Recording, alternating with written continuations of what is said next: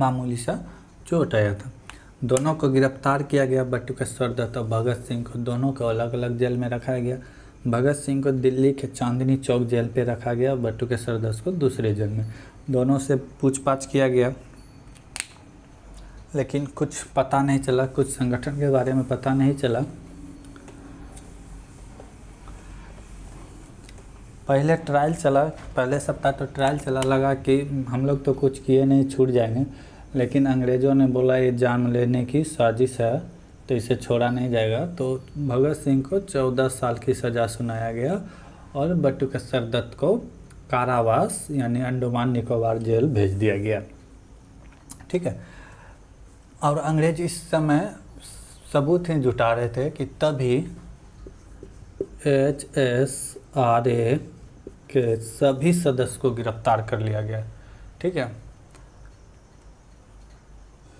और भगत यानी कि HRS के जो जितने भी सदस्य थे उसे पकड़ धकड़ के गिरफ्तार किया गया। और ये जो भगत सिंह के 14 साल की जो सज़ा सुनाई गई, तो इसे लाहौर जेल भेज दिया गया। लाहौर जेल भेज दिया गया। लाहौर जेल जब ये गया तो वहाँ का देखा कि स्थिति बहुत ही ख़राब था। ख़राब कहने का मतलब क्या था कि भेदभाव था। अंग्रेजी कैदी के साथ किस तरह का बिहेव किया जाता था और भारतीयों कैदी के साथ किस तरह। अंग्रेज़ों के लिए खाना अच्छा आता था और भारतीयों के लिए गंदा खाना, जैसे खाना में कॉकरोच, मूसा इत्यादि चल रहे थे। रसोई के बगल में ही कि क्या कहते हैं हम, बाथरूम, ये सब। खाना पे सफाई नहीं, कपड़ा पे सफाई नहीं, रूम पे का सफाई नहीं। यानी कि वहाँ का स्थिति देख के भगत सिंह को लगा ये क्या है, तो उसने भूख हड़ताल कर दिया। अंग्रेज़ों को लगा चलो कोई बात नहीं, 1-2 दिन नहीं खाएगा, जवान है अपनी, ठीक हो जाएगा। लेकिन ये बढ़ते गया। और जब ये जेल वहाँ जितने भी भारतीय कैदी थे सबको पता चला कि भगत सिंह भूख हड़ताल में है, तो उसके मेंबर का संख्या बढ़ते गया। लास्ट में पूरा जेल जितने भी हिंदू कैदी थे, हिंदुस्तानी कैदी थे, सब ने हड़ताल कर दिया। तो अब बात तो बढ़ी। ठीक है। बात इतनी बड़ी कि दिल्ली असेंबली में तक बात गूंजा कि भगत सिंह का डिमांड मान लिया जाए। भगत सिंह का डिमांड था कि जिस तरह का खाना अंग्रेज़ को दिया जाता है उस तरह का खाना भारतीयों को भी दिया जाए। लेकिन अंग्रेज़ मानने के लिए तैयार ही नहीं थे।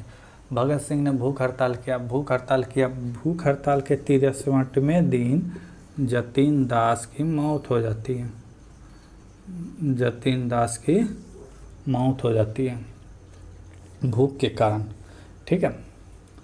उसके बाद और एक खबर फैलता है, यानी कांग्रेस के बहुत सारे नेता आते हैं भगत सिंह से मिलने के लिए कि भूख छोड़ दो, ऐसा ना करो, कोई फ़ायदा नहीं है। लेकिन इसने बोला नहीं, जो ठान लिया जब तक अंग्रेज़ मानेगा नहीं तब तक छोड़ेंगे नहीं। ठीक है। इस तरह ये भी आए थे, सुभाष चंद्र बोस भी आए थे इससे मिलने के लिए। ठीक है। सुभाष चंद्र बोस ने उस समय 1929 के आसपास भूख हड़ताल के अगेंस्ट में, ठीक ना, कि अंग्रेज़ को मानना ही पड़ेगा भगत सिंह का डिमांड, कोलकाता में 50,000 आदमी को इकट्ठा कर दिया था। उस समय की बात है, जिस समय भारत की कुल आबादी 29 करोड़ होगा, उस समय 50,000 आदमी को इकट्ठा कर दिए थे सुभाष चंद्र बोस कोलकाता में कि नहीं, अगर भगत सिंह का बात नहीं मानेगा तो आंदोलन होगा। और भगत सिंह बहुत फेमस हो चुके थे, क्योंकि जब तक वो गिरफ्तार नहीं हुए थे तो बहुत कम आदमी ही उसके बारे में जानते थे। जैसे वो गिरफ्तार हुआ तो उसके बारे में देश में, न्यूज़ में, चैनल में, हर जगह चलने लगा कि भगत सिंह कोई है 22-23 साल का लड़का जो देश के लिए कुर्बान होने के लिए तैयार है। तो जिस समय लाहौर यानी कि बम ब्लास्ट किया था, तो उस समय जो उसके हाथ में पर्चा था, तो अंग्रेज़ ने एक भी पर्चा बाहर जाने नहीं दिया था। उसका कहना था कि अगर ये भारतीयों को पता चलेगा इसमें क्या लिखा हुआ है तो भगत सिंह का फैन फॉलोइंग बढ़ जाएगा। उसने सख्त निर्देश दिया था कि एक भी पर्चा असेंबली हॉल से बाहर नहीं जाए। लेकिन उस समय की मीडिया जो थी, समाचार पत्रिका, वो काफ़ी अपने काम के प्रति ईमानदार रहते थे। तो उसी समय असेंबली हॉल में जो थे एक मीडिया, हिंदुस्तान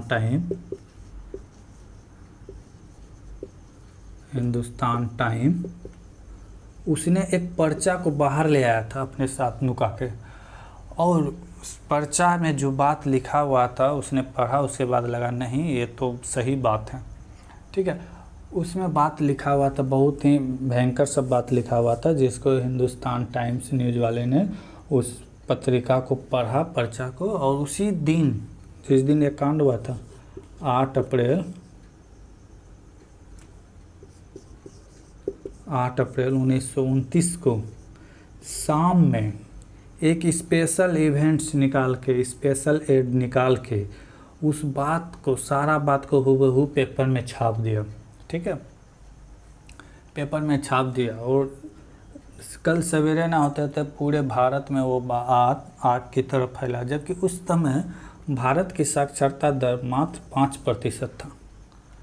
उस समय भारत की साक्षरता दर मात्र 5% था, फिर भी जो न्यूज़पेपर पढ़ते थे 10 आदमी वहाँ पे जमा, किसके बारे में? भगत सिंह के बारे में आदमी पढ़ते थे और जानते थे कौन है। इस तरह भगत सिंह जब से गिरफ्तार हुए थे तो इसका जो था फैन फॉलोइंग ज़्यादा बढ़ गया था, और जेल जाने के बाद भूख हड़ताल जो किए तो उससे भी यानी कि पूरा देश में एक लहर सा छा गया था कि कोई है भगत सिंह, ठीक है। तो ये बात जब लाहौर जेल में वो भूख हड़ताल किया था तो उससे विभिन्न नेताओं मिलने आते थे। जवाहरलाल नेहरू भी संसद भवन में एक बात उठाई थी कि क्यों ना गांधी यानी कि भगत सिंह का बात मान लिया जाए। जतीन की जब मौत हो गया तो ये पूरा बवाल हो गया था पूरे भारत में कि ऐसा क्यों, अंग्रेज एक शर्त मानने के लिए क्यों नहीं तैयार है, ठीक है। फाइनली 5 अक्टूबर 1930 को अंग्रेज ने ये सारा बात माना, यहाँ तक कि मोहम्मद अली जिन्ना भी असेंबली भवन में ये बात बोलने के लिए तैयार थे कि इसका बात मान लिया जाए, भगत सिंह का बात जो वो कह रहा है सही है। फाइनली 5 अक्टूबर 1930 को भगत सिंह की सारी शर्तें माना गया, ठीक है। और इस बीच 5 अक्टूबर 1930 को भगत सिंह ने भूख हड़ताल तोड़ा। भूख हड़ताल का इसका दिन 97 कुलदीप नायर का बुक है, कुलदीप नायर का बुक है, बुक का नाम है, बुक नहीं यानी कि नोवेल टाइप का है, life and trial, life and trial, ठीक है। उसमें 97 डेज लिखा है कि इतना दिन वो कंटिन्यू भूखे थे। और भूखे रहने का मतलब ये नहीं नॉर्मली भूखे, उसको विशेष प्रकार का मार दिया जाता था, बर्फ़ के सिल्ली में लिटा के पीटा जाता है तो क्यों नहीं खाना खाओगे, उस तरह का टॉर्चर सहते हुए 97 दिन तक भूखे रहते। लेकिन कुछ किताबों में 116 दिन का दिया रहता है कि इतना दिन तक वो भूखे थे, ठीक है। जो भी हो ये हो चाहिए, दोनों वर्ल्ड का लार्जेस्ट हंगरी स्ट्राइक है, इससे बड़ा भूख हड़ताल विश्व में किसी ने कभी नहीं किया था। ये सिर्फ भारत की पत्रिका नहीं, विदेशी पत्रिकाओं में भी ये बात छपा था कि लॉन्गेस्ट यानी कि हंगर स्ट्राइक भगत सिंह के नाम है। अगर विकिपीडिया का लिया जाए तो 116 दिन, कुलदीप नायर का जो बुक है लाइफ एंड ट्रायल तो उसमें 97 है। दोनों ही दे यानी कि विश्व का सबसे ज़्यादा दिन भूखे रहने वाले भगत सिंह थे। इस दौरान उसका वज़न 6.5 kg कम भी हो चुका था और भगत सिंह बहुत कमज़ोर भी हो चुके थे, ठीक है। और अंग्रेज उधर सबूत जुटाने में थे। HRS का पूरा सदस्य का तो गिरफ्तार हो गया, ठीक। लगभग 17 इस जो थे क्रांतिकारी गिरफ्तार हुए थे। कुछ को पुलिस पर प्रलोभन देके कि तुम सरकारी गवाह बन जाओ, भगत सिंह के खिलाफ गवाह दो, तुमको सरकारी जॉब या फिर तुम्हारे बाल बच्चा को बाहर पढ़ाने या पैसा तैसा, इस तरह का प्रलोभन दिया गया, जिसके कारण 5 व्यक्ति थे जो भगत सिंह के खिलाफ गवाह देने के लिए तैयार हो गया। अभी तो सज़ा काट ही रहे थे भगत सिंह बम फेंकने वाले कि 18वें मंथ में लाहौर जेल में इसको फिर से गिरफ्तार किया गया और केस चला सैंडर्स वाला जो बम गोली मार के हत्या किया था वो, क्योंकि इसमें तो मरा नहीं था तो इसको उम्र कैद की सज़ा यानी फांसी दे नहीं सकता था, तो तो फिर बात चला कि नहीं सैंडर्स को इसी ने गोली मारा था, ठीक है। तो यहाँ से फिर से इसे गिरफ्तार किया जाता है और फिर से इसका पेशी होता है, ठीक है। और पेशी जो होता है इसमें गवाह देने वाले इसके बहुत ही सटीक मित्र थे। 5 में से जय गोपाल थे एक, जो मदद किए थे उस समय उसको दूसरे को गोली मारने में। हंसराव बोहरा थे और NK नाथ थे, 3 थे, जिसके कारण भगत सिंह को फांसी की सज़ा मुकम्मल हुई। लेकिन अंग्रेज इसके बीच या जब तक HRA को पकड़ा नहीं था, HRS को, उससे पहले उसने 457 आदमी को ऐसे इकट्ठा किए थे जो भगत सिंह के अगेंस्ट में बोलने के लिए तैयार थे, लेकिन वो परफेक्ट नहीं थे, तो उससे उसका यानी कि क्राइम जो थे साबित नहीं हुआ था। लेकिन ये जब HRS का सदस्य पकड़ाया 5, तो इससे साबित हो गया, क्योंकि ये लोग बता दिए कि बम वहाँ पे बनता है, जाके छापा मारा तो सही में बम का सामग्री वहाँ पे उपलब्ध था, और जो बम संसद भवन में फेंका गया था वही बम, वही सब मटेरियल वहाँ पे यूज हुआ था, ठीक है।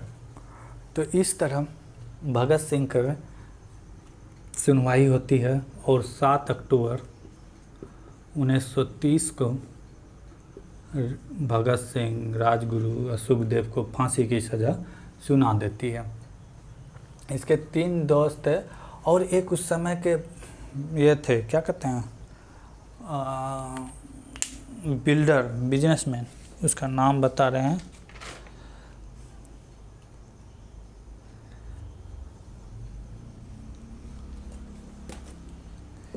उस समय अभी के जो यानी कि कुछ दिन पहले तक खुशवंत सिंह का नाम सुने होंगे, एक राइटर थे, उसी का पिता था शोभा सिंह। इसने भी भगत सिंह के अगेंस्ट में गवाही दिया था, ठीक है। और ये बहुत ही पक्के तौर पर गवाही दिए थे कि जिसके कारण भगत सिंह की फांसी मुकम्मल हो गई। शोभा सिंह को जो है उस समय दिल्ली निर्माणाधीन चल रहा था। 1911 में दिल्ली राजधानी बनी थी, इंडिया गेट, संसद भवन, ठीक है, ये सब काम चल रहा था। इसे दिल्ली का बिल्डर बना दिया गया था शोभा सिंह को अंग्रेज़ों द्वारा, और ये बहुत बड़ा बिल्डर बन गए थे। और उसी का बेटा था खुशवंत सिंह, जिसके बहुत सारे किताब आए थे और पढ़े भी होंगे। तो हमारे भारत में इस तरह के भी आदमी हुआ करते थे, जिसके कारण भगत सिंह को फांसी की सज़ा मुकम्मल हुई, ठीक है। फांसी की सज़ा सुनाते ही पूरे देश में खलबली मच गया कि फांसी नहीं होने देंगे भगत सिंह को। सब जनता तक ये बात पहुंच चुकी थी, जनता आंदोलन करने के लिए तैयार था, लेकिन कांग्रेस इसे रोक के रखा हुआ था। गांधी पे भी दबाव बन रहा था कि क्यों ना बात किया जाए अंग्रेज़ों से कि इसका फांसी माफ़ किया जाए, लेकिन गांधी 1-2 प्रयास किए थे और प्रयास में फांसी माफ़ की बात नहीं की थी। इसने कहा था कि इसकी जो सज़ा है फांसी ना होकर उम्र कैद किया जाए, ठीक है। जब गांधी के बारे में पढ़ाएंगे तो पूछेंगे कि जानेंगे कि ऐसा क्यों किया था और कितने बार उसने प्रयास किया था। यहाँ भगत सिंह को जान रहे हैं तो इसीलिए भगत सिंह के बारे में ज़्यादा जानने की कोशिश करेंगे। तो 7 अक्टूबर को जो फैसला सुनाया गया 1930 को, ये फांसी का डेट मुकम्मल हुआ था 24 मार्च 1931, ठीक है, 24 मार्च 1931 डेट तय हुआ कि इसी दिन सुखदेव, भगत सिंह, राजगुरु को फांसी दिया जाएगा, ठीक है। भगत सिंह का फांसी का डेट 24 मार्च 1931 चुना गया। इसके बीच में बहुत सारा आंदोलन भी निकाला गया। बहुत क्या कहते हैं, मदन मोहन मालवीय भी इसके अगेंस्ट यानी कि अंग्रेज़ को बोला था कि इसे माफ यानी कि फांसी नहीं होना चाहिए, लेकिन उसके बात को नहीं माना गया। वो बहुत बड़े लॉयर भी थे, वकील थे, ठीक है। तो भगत सिंह के जो डेट नज़दीक आते जाए फांसी का, देश का माहौल बिगड़ता जाए। अंग्रेज़ बहुत डर चुका था कि क्या होगा। लाहौर में जब फांसी का नज़दीक आया तो लाहौर में धारा 144 लागू कर दिया गया था पूरे लाहौर में, ठीक है। जो कहा जाता है कि अंग्रेज़ पूरे विश्व में राज करते थे उस समय, जिसका कभी रात नहीं होता था, हमेशा सूर्य निकला ही रहता था, क्योंकि विश्व के चारों कोना में उसका शासन था। वैसे सम्राट एक आदमी भगत सिंह से डरे हुए थे, इतना डरे हुए थे कि इसका वर्णन ही नहीं है, बहुत डरे हुए थे। ठीक है, तो इस तरह जो है भगत सिंह के जब नज़दीक का समय आया तो महात्मा गांधी 2 बार इरविन के पास लेटर भी लिखे, लेकिन इस पर इरविन मानने के लिए बात को तैयार नहीं हुए। ठीक है, जब गांधीवादी पर आएंगे तो वहाँ पे उसका डिटेल्स जाएंगे। जैसे जैसे इसका डेट नज़दीक आता जाए, देश का माहौल बदलता जाए, युवाओं के प्रति भगत सिंह के नहीं फांसी नहीं होने देंगे, सभी जगह एक विशेष प्रकार का माहौल बन गया था। ठीक है, जब फांसी की डेट आया तो इसे फांसी लेकिन पड़ा था 23 मार्च 1931 को। क्यों एक दिन या 12 घंटा पहले फांसी दिया गया, शाम में ही कहता है कि फांसी दिया गया था, जबकि सूर्यास्त के बाद फांसी देने का नियम नहीं है। क्योंकि 24 मार्च को महात्मा गांधी एम के जी ये इंग्लैंड जाते द्वितीय गोलमेज सम्मेलन में भाग लेने के लिए।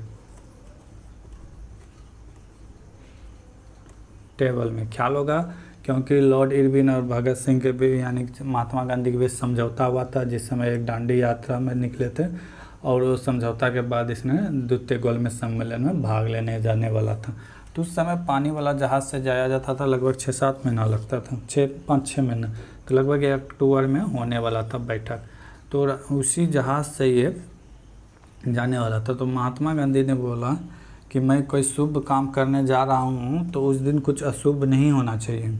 ठीक है, या तो भगत सिंह की फांसी 25 मार्च को दो या 23 मार्च को। ठीक है, मेरे जाने के बाद या पहले, लेकिन मैं जिस दिन जाऊँगा ऐसा नहीं होना चाहिए। तो अंग्रेज़ का तो हालत ख़राब था, लाहौर में धारा 144 लगा के रखे हुए थे। जेल के बाहर भीड़ की संख्या बढ़ती जा रही थी, डर लग रहा था कि कहीं अगर इतना आदमी एक साथ हमला कर दिया जाए तो फिर क्या होगा पता नहीं। ठीक है, तो अंग्रेज़ों ने सोचा कि 25 के बढ़िया है कि 23 को ही इसको फांसी दे दिया जाए। 23 तारीख को शाम कहता है 7 बजे इसको फांसी दिया जाता है तीनों को। और पहले तो प्लान बनाता है कि जेल के अंदर ही इसे जला दिया जाए, लेकिन बाहर भीड़ देख के बोला कि अगर धुआं होगा तो फिर बवाल हो जाएगा, फिर संभालना मुश्किल है। तो फिर इसके लाशों को कहता है कि आरी से काटा गया था। कहाँ तक सच्चाई है पता नहीं, बुक में यही लिखा जाता है, कुलदीप नायर के भी बुक में और विकिपीडिया में भी यही लिखा जाता है। उसके लाशों को, तीनों के लाशों को काटा जाता है और जेल के पिछले दरवाजा को तोड़ के ट्रक से लाद के इसे पहले नर्मदा नदी के किनारे ले जाया जाता है, लेकिन वहाँ पानी कम रहने के कारण सतलज नदी के किनारे इसे, ऐसे तो कहा जाता है कि अंतिम संस्कार में घी का प्रयोग किया जाता है, लेकिन उस समय घी नहीं होने के कारण अंग्रेज ने किरासन तेल छील के ही आग लगा दिया था। जैसे ग्रामीणों को पता चला तो वहाँ पे गए और अंग्रेज़ों को भगाए और फिर उसके लाश को हिंदू रीति रिवाज और सिख रीति रिवाज के अनुसार अंतिम संस्कार किए। कहा जाता है कि भगत सिंह अभी का जो चल रहा है राजनीतिक, ये भगत सिंह 1928 में ही कह चुके थे कि जो गांधी और कांग्रेस जैसा आज़ादी चाहता है, इस आज़ादी से सिर्फ कुर्सी में बैठने वाला व्यक्ति बैठेंगे। जैसे पहले गोरा बैठ रहा था, गोरा, तो गोरा के जाने के बाद काला बैठेगा, लेकिन शासन उसी सर प्रकार का होगा जिस तरह भी हो। जैसे किसी नेता का गिरफ्तारी से पहले बेल हो जाता है, अब कोई आदमी को बेल होने से बेल कराने में माथा का बाल उड़ जाता है। तो ये काला सच के बारे में यानी कि भगत सिंह 1928 में ही कह के चले गए थे। ठीक है, और उन्होंने कहा था कि जो ये आज़ादी देगा गांधी या कांग्रेस, ये आज़ादी भ्रष्ट, जैसे अभी भ्रष्टाचार भी है, अब सरकारी कर्मचारी जो है वो भ्रष्ट नीति अपनाएंगे, अभी भी है हिंदुस्तान में। तो इस टाइप का जो है वो आज से लगभग 91-92 साल पहले ही कह चुके थे कि अगर गांधी या अंग्रेज आज़ादी दिलाएगा तो इस टाइप का आज़ादी, अगर भगत सिंह की आज़ादी होता तो आज़ादी का कुछ और ही महत्व होता। भगत सिंह के बारे में एक बात बताने के लिए भूल गए, भगत सिंह में पढ़ने की ललक बहुत थी। जब वो 8 क्लास में थे तो उसने लगभग अपने सिलेबस के अलावे 50 बुक एक्स्ट्रा पढ़ चुके थे किसी क्रांतिकारी को, क्योंकि उस समय फ्रांस, यूरोप सब में झगड़ा आपस में चल रहा था। तो वहाँ के क्रांतिकारियों का बुक, जब वो कॉलेज में आए, कॉलेज में तो लगभग 200 से 250 पुस्तक पढ़ चुके थे सिर्फ क्रांतिकारियों को। लगभग उसने 2 साल जेल में रहे, तो 2 साल में लगभग उसने 300 किताब पढ़ डाले। उससे जो मिलने आते थे उसे बोलते थे बुक लेते आना फलने राइटर का, ठीक है। तो इस तरह का उसमें ललक था पढ़ने का, और लिखने का भी ललक था, वो लिखते भी थे।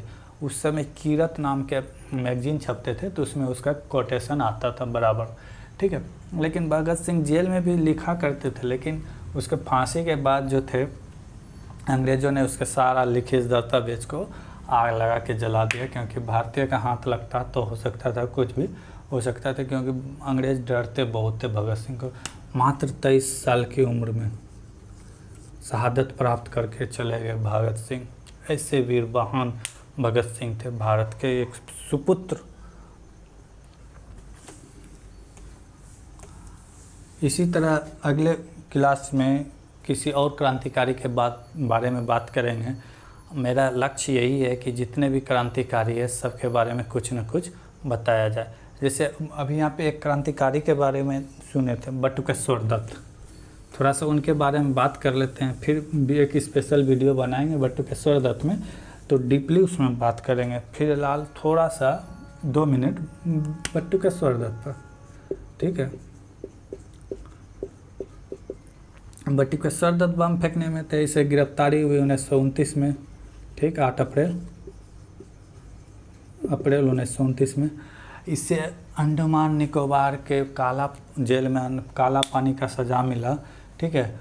लगभग ये जब सज़ा काट के जब भारत आया तो उस समय चल रहा था भारत में भारत छोड़ो आंदोलन 1942 के आसपास, ठीक है। 1942 में भारत में चल रहा था भारत छोड़ो आंदोलन, उसमें बटुकेश्वर दत्त शामिल हुए। इस आंदोलन में क्योंकि सब नेता गिरफ्तार हो रहे थे, बटुकेश्वर दत्त भी गिरफ्तार हुए, जेल भेजा गया। जेल में इसे टीबी हो गया था, ट्यूबरक्लोसिस, जिसको क्षय रोग कहते हैं, ठीक है। फिर इसे आज़ादी के बाद यानी कि फिर रिहा किया गया। जैसे भारत आज़ाद हुआ 1947 में, ठीक है, 1947 में आज़ाद हुआ, बटुकेश्वर दत्त का कोई काम ही नहीं था, कोई काम ही नहीं मिला, कोई चर्चा भी नहीं था।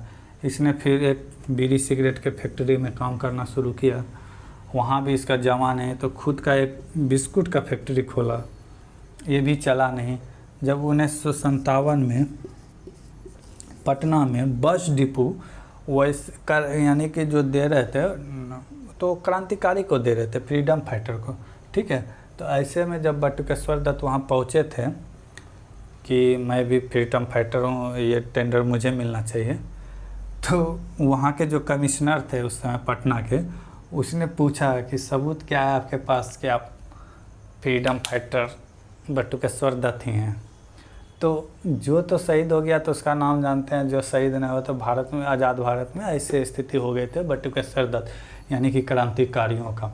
तो वही कहा जाता है कि आज़ादी तक तो ठीक था, आज़ादी के बाद ऐसा स्थिति होगा कभी सोचा नहीं था। फाइनली 1965 में दिल्ली के एम्स में खांसी के कारण यानी टीबी रोग के कारण इसकी डेथ हो गई। तो मैं मानता हूँ कि भगत सिंह फांसी में लटक गया तो बहुत अच्छा हुआ, नहीं तो उनसे भी आज़ादी के बाद सभी पूछा जाता सबूत क्या है, तुम ही भगत सिंह हो। जय हिंद, जय भारत। अगले क्लास पे अगले क्रांतिकारी के बारे में चर्चा करेंगे, तब तक के लिए जय हिंद।